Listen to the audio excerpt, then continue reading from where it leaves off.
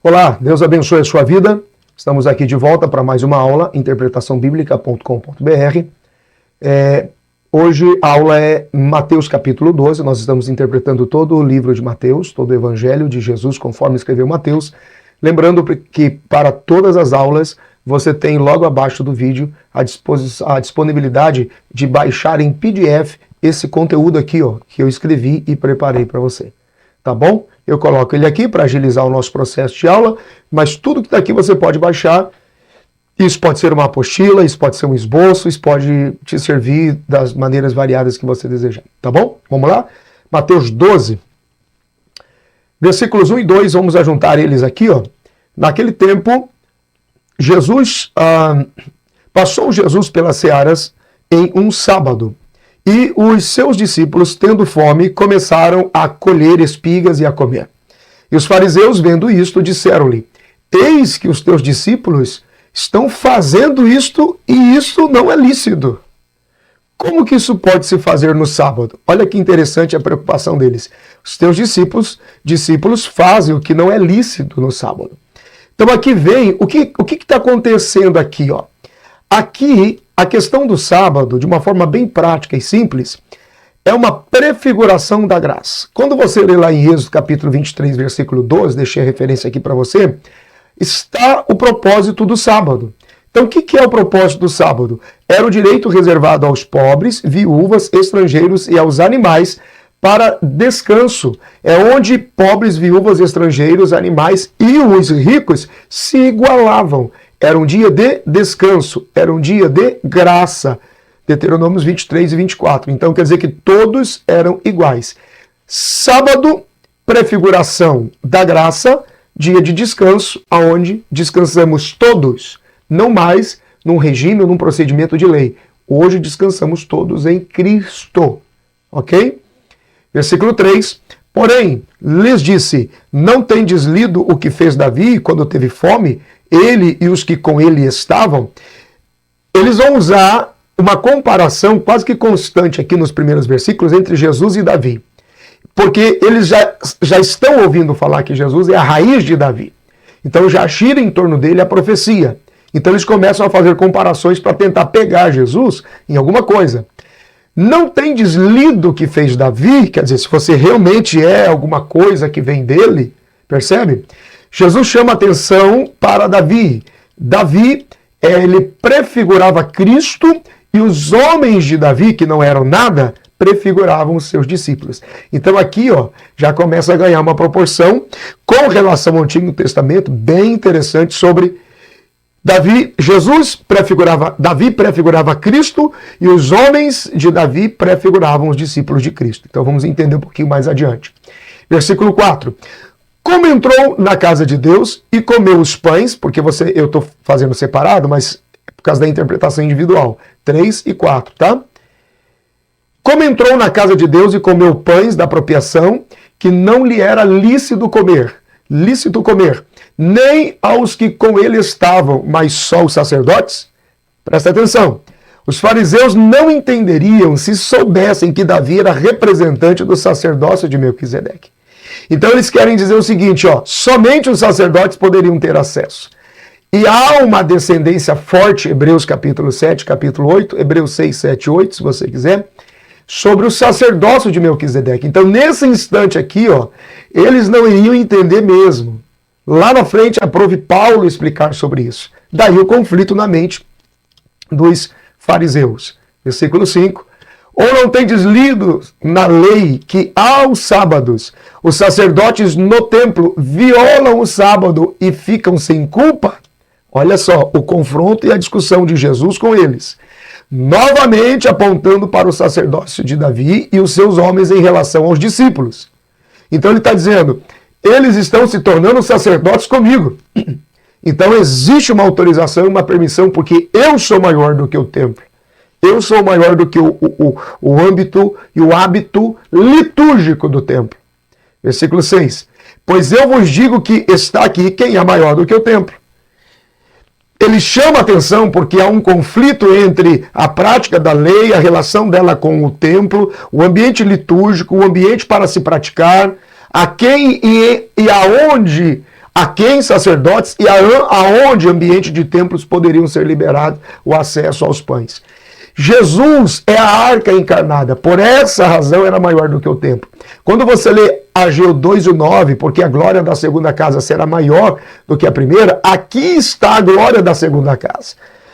Não tem problema a gente aplicar isso devocionalmente, porque é isso que a maioria das pessoas fazem e é a forma com que a maioria das pessoas entendem a Bíblia. Mas, de fato, a glória da segunda casa, que é maior do que a primeira, se cumpriu no templo de Herodes quando Jesus entrou lá. Por quê? Porque lá atrás a arca era de madeira, havia uma simbologia em torno dela, mas Cristo era a arca encarnada. Então, o templo e o ambiente do templo se tornou muito maior, porque Cristo estava lá em pessoa. A arca estava lá em pessoa, viva dentro do templo. Entendeu? Esses toques é o que te faz diferenciado entre simplesmente pregar e ensinar como um mestre, por exemplo. Tá? Então pega esses detalhes que enriquecem muito. Versículo 7. Mas se vós soubesseis o que significa misericórdia quero e não sacrifício, não condenaríeis os inocentes. Misericórdia quero, não sacrifício. De novo aqui, há alguns mistérios, né, bíblicos revelados nesse texto aqui. Por exemplo, a oferta de Jesus de salvação para os pecadores ameaçava o modo de vida dos fariseus. Porque os fariseus religiosos, o que hoje também ameaça e vai na contramão dos religiosos desse tempo, é a manifestação da graça de Deus, sem que você tenha necessariamente ou obrigatoriamente fazer alguma coisa para merecê-la.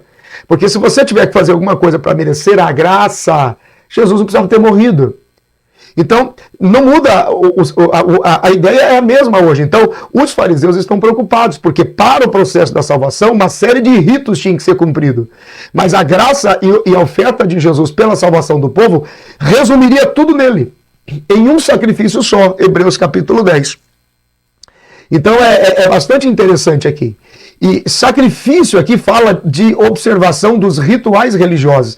Então, quando ele diz aqui, ó, misericórdia quero e não sacrifício, esse sacrifício aqui não é nada difícil ou impossível de ser realizado ou com muita dificuldade para ser realizado. Isso fala de ritos, são rituais religiosos. Então, novamente está em foco aqui a comparação da vida de Davi. Davi era fruto de uma grande colheita, era um mistério, está lá em Ruth 2, capítulo 2, 1-7, porque aquela espiga dourada deixada no campo e abandonada, que ninguém queria, mas alimentou a Moabita, aquilo lá, aquela espiga, ela aponta para o ministério de Davi. Então, Jesus era o sacrifício em que os pecadores buscavam no sacerdócio dele recompensa, buscavam vida, buscavam alimento. Então, esse versículo 7 aqui, ó, você consegue desenvolver mais Ruth 2, 1-7, mais um ponto de vista de que era uma ameaça ao ministério da graça de Jesus com relação ao sacerdócio de lei dos fariseus, por causa dos ritos. Isso é espetacular. Isso aí você ensina numa escola bíblica de obreiros tranquilamente, com grande profundidade e sabedoria, tá? Versículo 8. Porque o Filho do Homem até do sábado é Senhor. Jesus, ele é maior do que o sábado. Ele veio para redescobrir o poder do sábado, Êxodo 23:12. Às vezes tem alguma letra aqui alterada, igual aqui está minúsculo, tá vendo? Porque na hora da correção do Word, eu faço isso automático, escapa, tá? Mas vamos lá. Quando você lê Mateus 11, 28-29, quando Jesus morre e é sepultado no sábado, aqui tem uma razão muito interessante. Jesus foi o único homem que cumpriu o sábado na vida e na morte, porque ele estava vivo no sábado e estava morto no sábado. Então, ele morre e ressuscita e torna-se o lugar do nosso descanso. Então, esse é o conflito, porque a graça está aqui nele. Agora, o lugar do descanso em Deus não é um prédio, um templo, um rito, um costume, uma lei ou uma atitude religiosa. É Cristo, a pessoa de Cristo. Ele é o ambiente de descanso agora. A graça é uma pessoa. Não é mais um conceito, é uma pessoa. Descanse nele. O sábado foi feito para aqueles que não gozavam de descanso, ou seja, não tinham direito a se renovar ou recuperar as suas forças. Cristo é esse descanso para sempre. Vida abundante é nele, por ele, para a glória dele. Por isso que somente em Jesus nós temos um novo e verdadeiro descanso. Hebreus, capítulo de número 9, capítulo 4, versículo 9. Show, né? Legal? Interpretaçãobíblica.com.br. Vamos lá? Versículos 9 e 10. E partindo dali, chegou à sinagoga deles. E estava ali, eu gosto dessa expressão aqui, ó, sinagoga deles. É como se Jesus estivesse falando assim, ó, isso tem a ver com vocês, não é coisa minha não.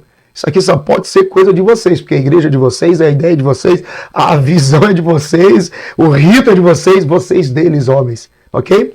E estava ali um homem que tinha uma das mãos mirradas. Eles, para o acusarem, o interrogaram dizendo, é lícito curar nos sábados? Tentando pegar Jesus. Então veja que Jesus destaca a expressão da sinagoga deles, eu levei em conta isso agora há pouco, e é como se Jesus estivesse dizendo, isso aqui é coisa de vocês. Logo, a sinagoga deles, a sinagoga dos homens, o culto dos homens, o estilo de adoração religioso, tradicional, humano, atrai adoradores. Ficou até de maiúsculo aqui, pode ser melhor. Atrai adoradores com mãos mirradas, com mãos ressequidas, ou seja, avarentos, pessoas inúteis, enfermas no dar e no receber.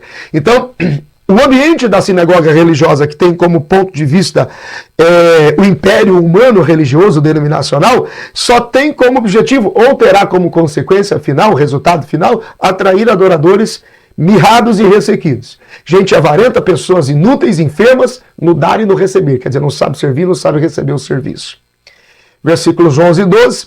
E ele lhes disse, qual dentre vós será o homem que tendo uma ovelha, olha a comparação, mão ressequida, mão mirrada, ovelha.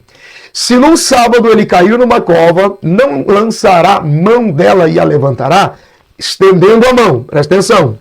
Pois quanto mais vale um homem do que uma ovelha? É, por consequência, lícito fazer bem no sábado. Jesus colocou o homem no mesmo nível do gado miúdo, que era a ovelha, é chamado de o gado miúdo. O homem com a mão mirrada é semelhante a uma ovelha que caiu na cova. Então, a ausência da atitude da adoração de um homem que tem, espiritualmente, então, aplicado agora, bíblico, revelado, mão mirrada, mão ressequida, equivale a uma ovelha que caiu na cova. E quando uma ovelha está caída na cova, o que o pastor faz? Olha ali, ó. A ovelha está caída na cova, o que o pastor faz? Ele estende a mão. Então a ovelha tem por necessidade, quase que obrigação, pelo menos, estender a sua patinha de volta, estende a sua pata de volta. Quer dizer, se você vem para um culto, ouve a adoração, recebe é levado ao louvor, à adoração e recebe a palavra que te estende a mão dizendo, vem e muda de vida, estenda a tua mão, vem e muda de vida. Mas precisa ser uma sinagoga onde Jesus é o Senhor da casa. Amém? Versículo 13. Então disse aquele homem, estende a tua mão. E ele estendeu, e ficou sã como a outra. Veja, coração dividido. Então, nós aprendemos aqui algumas lições para sermos curados quando fomos alvos da avareza, porque caímos num buraco, né, que equivale a estar caído numa cova. Então, primeira coisa, reconhecer o seu estado caído. Segundo, estender a tua mão e começar a praticar a generosidade.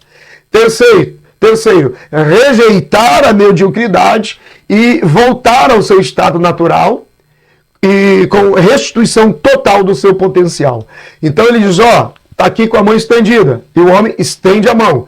Então esse estender das mãos aqui é reconhecer que está caído, voltar à prática de generosidade, rejeitar a mediocridade, voltar ao seu estado natural, ser restituído em todo o seu potencial. Vamos avançar um pouquinho. Versículo 14. E os fariseus, tendo saído, formaram um conselho contra ele, para o matarem. Esse versículo 14 aqui é bem legal. Formaram um conselho contra ele para o matarem. Então, a mensagem de Cristo era cheia de graça e admirável.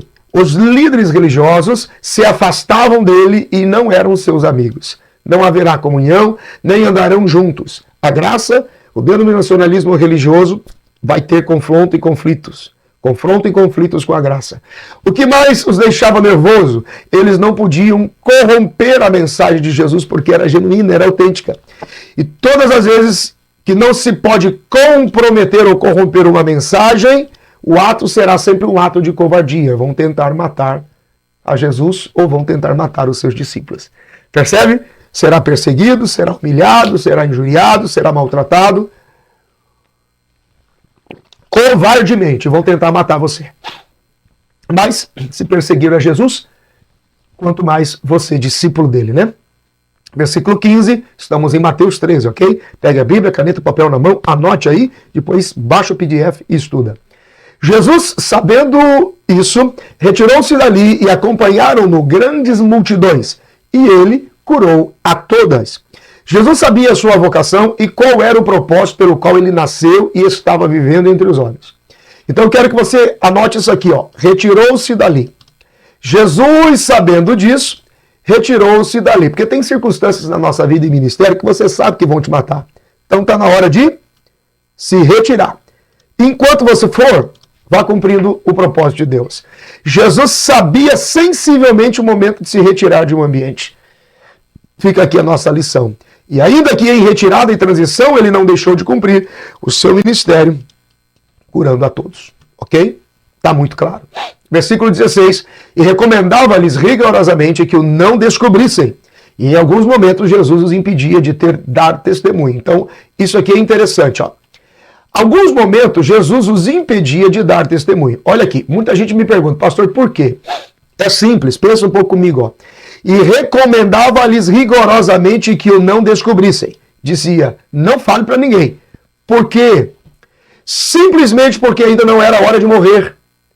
Se isso ganhasse o alvoroço e ganhasse muita popularidade antes do tempo, ele teria uma morte, talvez um risco de morte precipitado e fora do propósito.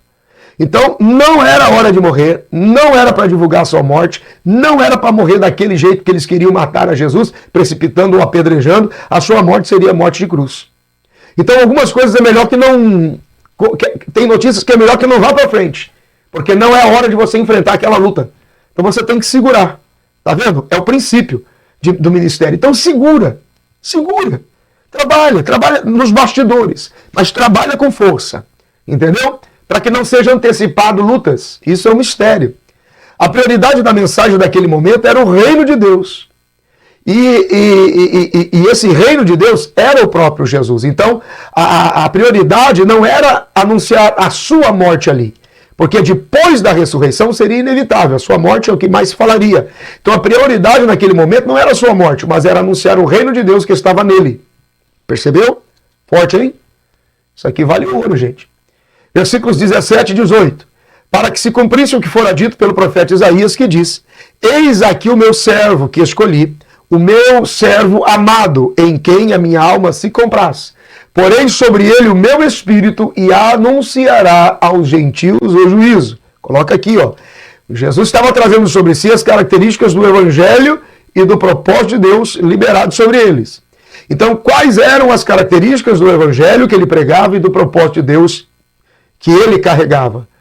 Manifestar as escrituras, servir as pessoas, deixar claro que ele era o escolhido do Pai e que ele era muito amado pelo Pai. Então estava se cumprindo aqui a profecia na boca de Isaías. Versículo 19. Não contenderá, nem clamará, nem alguém ouvirá pelas ruas a sua voz. Então quer dizer, diferente do evangelho dos outros, que só queriam chamar a atenção para si, havia uma descrição, porém o foco era ele e não a sua morte aqui. Tá? Versículo 20 e 21, não esmagará a cana quebrada e não apagará o morrão que fumega, o pavio que fumega, até que faça triunfar o juízo. E no seu nome os gentios esperarão. O evangelho de Jesus não tem como propósito destruir os que já estão feridos. Então, atenção, isso é graça. Não tem como propósito destruir os que estão sem esperança, que estão desesperados por justiça. O evangelho de Jesus era boa notícia para aquela gente quebrantada e moída, certo? Então ele acenderia o pavio novamente, trazendo de volta a fé daquelas pessoas e que, mesmo nas adversidades, não perderam a esperança de que ele viria e traria essa esperança, essa fé renovada para eles. Tá? Versículo 22 e 23. Trouxeram-lhe então um endemoniado, cego e mudo, e de tal modo o curou que o cego mudo falava e via. E toda a multidão se admirava e dizia: mas não é este o filho de Davi? Que relação tem ele com Davi? Então tem algumas coisas aqui que eu preciso considerar na interpretação que talvez você não lembra. Por exemplo, eles estão associando as obras de Cristo com as obras de Davi. 1 Samuel capítulo 22, versículo 1 a 5, Davi foi especialista em transformar homens rejeitados, gente abandonada, gente rejeitada, em pessoas úteis na sociedade. São seus valentes, ok? E em 2 Samuel capítulo 5, versículo 8, havia um registro de que Davi não tinha uma boa relação com cegos, ele odiava cegos. Então eles estão dizendo, como é que ele está curando o cego? Como que ele é raiz de Davi, curando o cego? Não era, como é que é isso? É porque Jesus era maior do que Davi. A comparação era Davi, mas era maior do que Davi, maior do que Salomão. A sua misericórdia veio para trazer paz e renovar as esperanças dos desesperados, entendeu? Trazer juízo sobre os menos favorecidos. Então, eles estavam em conflito. Versículos 24 a 26. Mas os fariseus, ouvindo isto, diziam: este não expulsa os demônios senão por Beelzebu, príncipe dos demônios. Jesus, porém, conhecendo os seus pensamentos, disse-lhes: todo reino dividido contra si mesmo é devastado, e toda cidade ou casa dividida contra si mesma não subsistirá. E se Satanás expulsa Satanás, está dividido contra si mesmo. Como subsistirá, pois, o seu reino? Então ele chama, ele dá um tapa na ignorância deles. Eles eram tão estúpidos que eles estavam pensando que Jesus estava expulsando demônios pelo espírito de Beelzebu. E isso mostrava o coração dividido deles. Então, por essa divisão no coração, eles não poderiam crer em Jesus. Todo o coração dividido é como um reino dividido. Ele será em breve devastado e não irá subsistir. Então nós precisamos escolher de que lado nós estamos.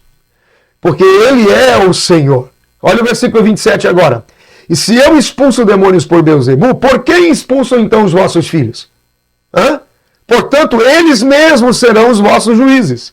Quer dizer, Jesus está mostrando que Satanás, ele não essa palavra aqui, ó. Satanás não é, aqui é tá? Onipresente. Ele não pode estar presente em 2 lugares. Então os filhos de Israel iriam conhecer a Jesus no futuro e entenderiam que havia acabado a ação dos demônios através de Satanás, porque Jesus veio para libertar os oprimidos do diabo. Então aqueles que lá no tempo de Jesus rejeitaram Jesus, vão sofrer o juízo daquele que foi Deus e expulsou os demônios. Versículo 28, perdão. Mas se eu expulso demônios pelo Espírito de Deus, logo é chegado a vós o reino de Deus. Então fica provado que toda a movimentação de Jesus acontecia pelo Espírito Santo. Isaías capítulo 11, versículo 2. Então tudo acontecia segundo a vontade absoluta do Pai. Apocalipse capítulo 2, versículo 2. E toda a movimentação do Espírito Santo e a vontade do Pai estavam sendo operados no dia da humanidade. Filipenses capítulo 2, versículo 5 a 8. Então ele está dizendo, está acontecendo aqui e agora, e a vontade do meu Pai é o reino de Deus manifesto. A movimentação é pelo Espírito Santo. Versículo 29 e 30. Ou como pode alguém entrar na casa do homem valente e furtar os seus bens, se primeiro não amarrar o valente, saqueando então a sua casa? Quem não é comigo é contra mim, e quem comigo não ajunta, espalha. Então o que é que Satanás faz? Satanás espalha, Satanás não ajunta com Cristo e ele é anticristo, tá? Ele é anticristo. E como a gente entra no reino do inimigo para saquear o inimigo? Como é que a gente vai saquear o reino do inimigo? Vamos entrar na casa dele, Apocalipse capítulo 20, versículo 1 e 2, vamos amarrar ele antes de tudo e então vamos saqueá-lo. Vamos esvaziar o inferno e encher o céu.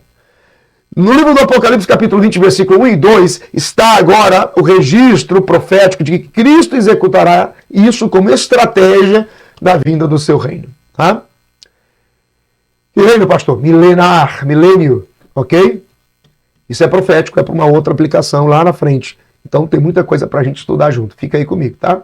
Versículo 31. Portanto, eu vos digo, todo pecado e blasfêmia se perdoará aos homens. Anota isso. Você vai entender o que é pecado e blasfêmia contra o Espírito Santo. Mas a blasfêmia contra o Espírito Santo não será perdoada aos homens. Quer dizer, falar, Jesus está chamando a atenção sobre o pecado da blasfêmia, quer dizer, o pecado que flui pela fala. Tá?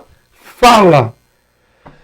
Ele deixa o registro que o peso que a palavra dita vai ter. Então, o pecado contra o Espírito Santo é desprezar, primeiro, as palavras e as obras do Pai através de Jesus.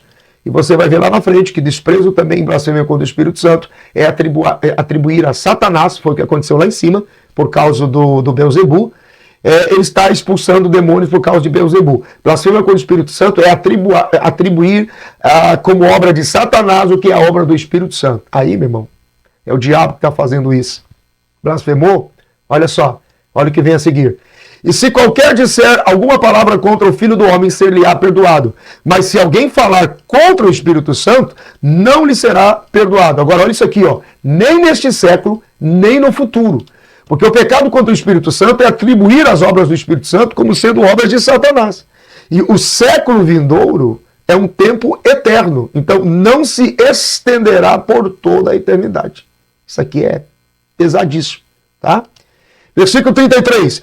Ou fazei a árvore boa o seu fruto bom, ou fazei a árvore má e o seu fruto mau, porque pelo fruto se conhece a árvore. Então, segundo Jesus, palavras ditas são como os frutos que são comparados, né? Frutos de árvore. Salmos, capítulo 1, versículo 1 a 5. Logo, são pelas palavras que se conhecem os homens, porque os frutos, que frutos? Que frutos? Ah, são os frutos, preguei, curei, profetizei, construí igreja. Frutos para Jesus são palavras ditas, ok? Versículo 34, raça de víboras, como podeis vós dizer boas coisas sendo maus? Pois do que há abundância no coração, disso fala a boca. Palavras não ditas de acordo com a natureza das pessoas. Então, palavras não ditas representam ou estão de acordo com a natureza das pessoas. Víboras na Bíblia só falam de coisas más, Gênesis 3, 1 a 8. Então, a boca é o veículo do coração e as palavras o seu produto, tá? Palavras não ditas, aqui faltaria um vírgula, de acordo com a natureza das pessoas. Ou é, ou está, ok? De acordo com a natureza das pessoas. Versículo 35, o homem bom tira coisas do bom tesouro. O homem bom tira boas coisas do bom tesouro do seu coração. E o homem mau, do mau tesouro, tira coisas más. Então, ambos, tanto o homem bom como o homem mau, têm depósitos. O coração é um depósito de tesouro. E as palavras são como joias, mas há aqueles que podem tirar palavras no formato de imundície, né? Que é o homem mau. Versículo 36, mas eu vos digo que de toda palavra ociosa que os homens disserem, hão de dar conta no dia do juízo. Palavras ociosas, sem necessidade. A palavra dita sem o poder da edificação será julgada. A palavra sem propósito serão motivos de julgamento. Percebe? Palavra dita sem o poder da edificação será julgada. E a palavra sem propósito serão motivos de julgamento. Isso é palavra ociosa. Toda palavra será responsabilizada no dia do juízo do trono branco. Palavras que geram pecado contra o Espírito Santo terão um peso muito maior, de condenação, inclusive eterna. Versículo 37, porque por tuas palavras serás justificado, e por tuas palavras será condenado. As palavras têm esse poder de justificar, então há palavras que condenam, há palavras que justificam e há palavras que condenam. 38 a 40. Então alguns dos escribas e dos fariseus responderam, dizendo, Mestre, quiséramos ver da tua parte algum sinal. Mas ele lhes respondendo disse, uma geração má e adúltera pede um sinal, porém não se lhe dará sinal, senão o sinal do profeta Jonas. Pois, como Jonas esteve 3 dias e 3 noites no ventre da baleia, assim estará o Filho do Homem 3 dias e 3 noites no coração da terra. A comparação, ele faz a comparação do sinal do profeta Jonas, baseando-se nos 3 dias e nas 3 noites no coração da terra, como Jonas no ventre da baleia. Então, aqui, Jesus está repreendendo-os porque eles estão com uma atitude de zombaria. Por quê, pastor? Geração que blasfêmia pedindo um sinal apenas para diversão e entretenimento e não para crer, é como zombaria e desprezo, porque é isso que muitas gerações querem fazer na sua relação com Deus. O sinal é apenas por diversão e entretenimento, e não para crer. Percebe? Então, o sinal que ele faz a correlação, que é o sinal do profeta Jonas, Jonas pediu para ser lançado nas águas para salvar aquela embarcação da tribulação. Assim como Cristo se lançou no coração da terra para salvar os homens. Ok? Versículo 41. Os ninivitas ressurgirão do juízo com esta geração e a condenação, porque se arrependeram com a pregação de Jonas. E eis que está aqui quem é maior do que Jonas. Está aqui mais uma parte do sinal. Quer dizer, a ressurreição de Jesus é muito maior do que a ressurreição de Jonas, sendo lançado na praia por estar depois, anteriormente ou durante o ventre do peixe. Então os ninivitas serão juízes da geração de Cristo, só para você ter uma ideia. Forte isso, né? Versículo 42. Anota aí, ó, rainha do sul, tá? A rainha do sul se levantará no juízo com esta geração e a condenará, porque veio dos confins da terra para ouvir a sabedoria de Salomão. De quem que nós estamos falando? Rainha de Sabá. De quem que nós estamos falando? Continente africano, tá? Continente africano. E eis que está aqui quem é maior do que Salomão. Então ele chama a atenção da rainha do sul, que veio para ouvir Salomão, rainha de Sabá, continente africano. Jesus é a sabedoria maior do que Salomão, Provérbios capítulo 8. Então os africanos salvos por Jesus condenarão, julgarão e condenarão a geração nos dias de Cristo. Olha que coisa impressionante. Versículo 43. E quando o espírito imundo tem saído do homem, anda por lugares áridos, buscando repouso. Presta atenção, ó. Buscando repouso e não encontra, ok? Anote aí, gente, que isso é muito importante, ó. Até os demônios buscam em vão um lugar de repouso. É por essa razão que os demônios são grandes agentes de ansiedade, inquietude e estresse. Veja, eles estão perturbados, os demônios estão perturbados, ansiosos, inquietos, estressados, até eles buscam um lugar de repouso. Onde é que eles vão encontrar esse lugar de repouso? No homem e na mulher sem Deus. O homem e a mulher sem Deus, eles são considerados bom repouso para os demônios. Por quê? Por causa da natureza inquieta, ansiosa e estressada do ser humano. Você entendeu? Está aí explicado. Forte isso, não? Versículo 44. Então diz, voltarei para a minha casa, de onde saí. Olha que gentileza. Deus é um gentleman mesmo. E voltando, acha desocupada, varrida e adornada. Então isso aqui é um raio-x de como fica o coração do homem quando Deus se retira. Fica limpo, organizado e adornado, porque Deus é tão justo que quando sai do coração de uma pessoa, ele o deixa varrido, adornado, para que o homem se lembre de que ele esteve ali. Agora vem a chave aqui, ó. Ele encontra a casa desocupada, varrida e adornada. Do que fala isso? Traduzindo, Deus, mesmo ausente daquela pessoa que está desviada, longe dos caminhos do relacionamento com Deus, ele deixa no coração dessa pessoa alguns dons e algumas habilidades. Por isso que você encontra aí desviado, gente fora do caminho de Deus, que conhece a Bíblia, até dom de profecia tem, até dom de revelação tem, ok? Dons e habilidades são dádivas de Deus e são irrevogáveis, tá? Deus não tira, a habilidade fica na vida da pessoa. Versículo 45. Então vai e leva consigo outros 7 espíritos piores do que ele, e entrando habitam ali. E são os últimos atos desse homem piores do que os primeiros. Assim acontecerá também a esta geração má. Os demônios, eles estão procurando retornar. Quando eles conseguem retornar, eles trazem consigo outros 7 demônios que habitavam aquela região. E a impressão que nós temos é que a pessoa piorou muitas vezes. Você já viu quando alguém deixa a igreja, que em pouco tempo ele faz tudo o que fazia antes, 10 vezes mais, e ainda aumenta o seu currículo de desgraça e atitude de desgraça?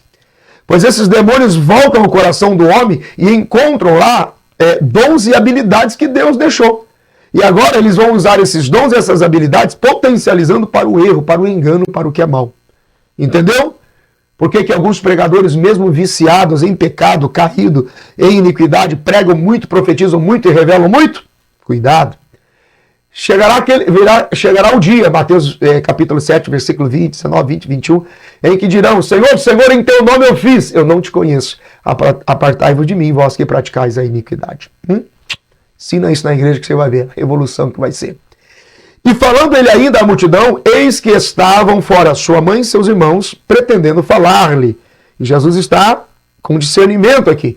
Olha, em algumas ocasiões, os familiares vão tentar se envolver no chamado e no propósito de Deus para a sua vida. Porém, eles serão os maiores incrédulos a respeito disso. Então, eles querem tirar Jesus ali do meio, não porque querem proteger a Jesus, mas porque nem eles mesmos acreditam em quem Jesus é e no ministério que Jesus está desenvolvendo.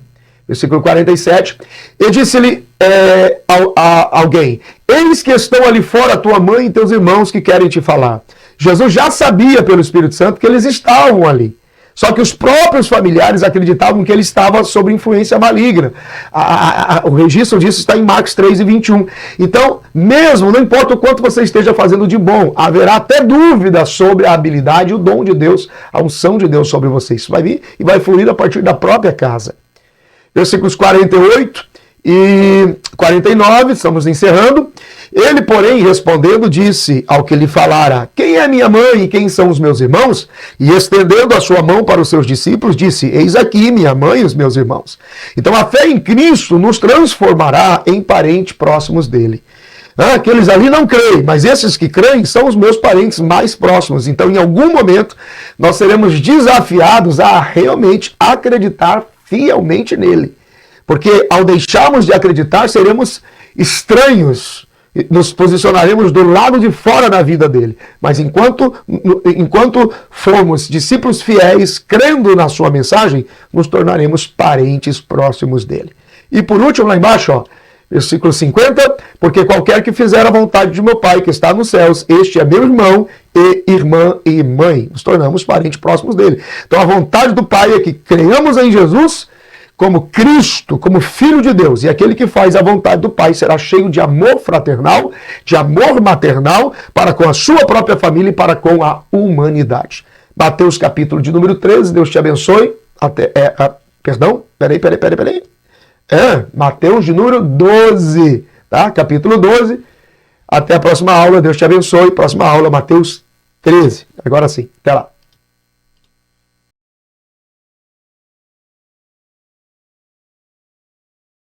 E essa foi mais uma aula do Abba Club. Se você quiser saber mais sobre a escola de interpretação bíblica criativa que mais cresce na internet, clique no link da descrição do vídeo para saber mais. Te vejo nas aulas.